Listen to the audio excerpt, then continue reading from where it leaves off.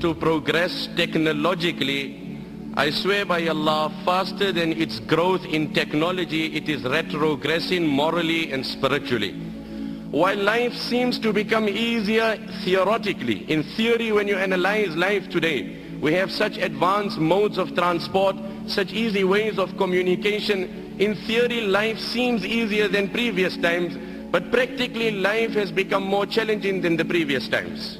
Tension, depression and frustration has, wallah, become the order of the day. Happiness, joy and prosperity is something of the past.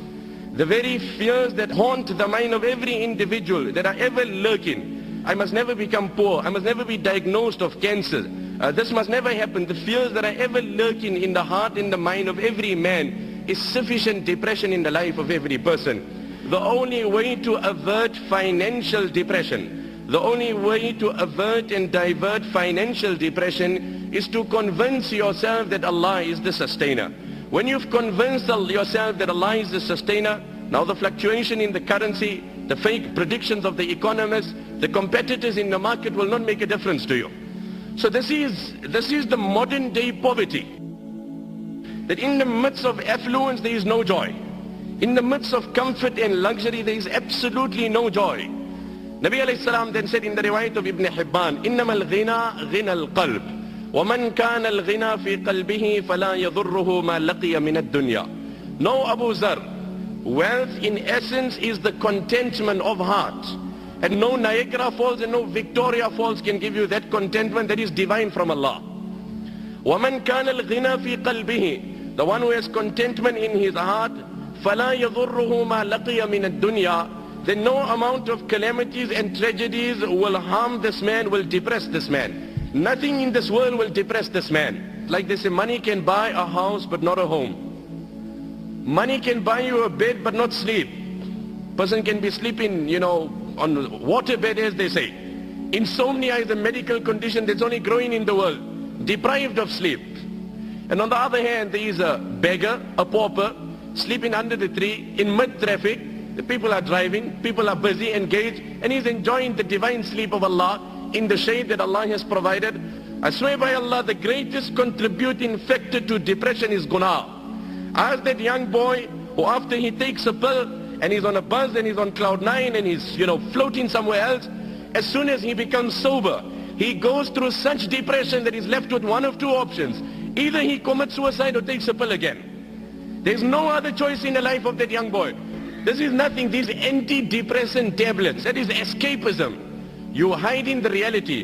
You are disguising and camouflaging. You are not solving. You are not soothing. It's like a person went to a particular motor mechanic. He had a problem in his car. Says, you know what, as I'm driving there's this very strange and peculiar sound coming out and I can't trace the problem. So the motor mechanic had a look at the car, but he couldn't trace the problem. He says, you know what, I can't really find anything, but I got a way out. I can solve the problem for you. If it really bothers you while driving, just put your radio a bit louder. If the noise bothers you, just put your radio, and I promise you your problem will be solved without any money. I swear by Allah, that is antidepressant tablets. You have solved no problem. You have only camouflaged it, you've disguised it. The problem remains. Become sober and it's worse than what it was. Like they say, having Allah on your side does not mean sailing on the ocean with no waves. It doesn't mean that. But having Allah on your side means sailing in such a ship which no storm can sink. That is what it means. It doesn't mean you will not have storms. You will have storms, you will have waves. But when you have Allah on your side, no storm will sink that ship. It is contentment. Grab onto it. I swear by Allah, if you have it, you're a king without a throne also.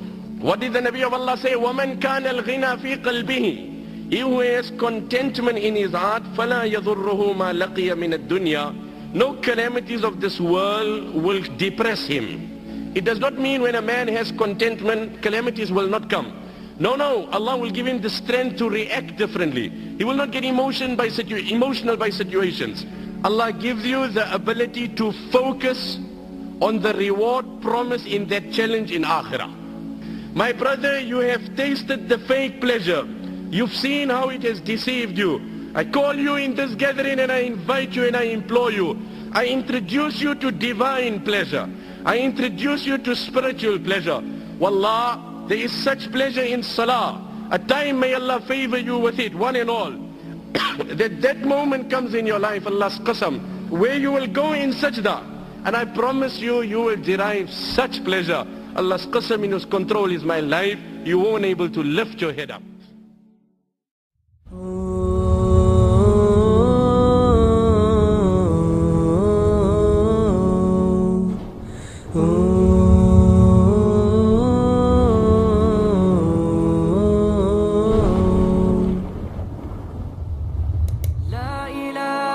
La-ilaha-illallah Muhammadun Rasulullah alayhi salatullah wa alihi wal ahibba.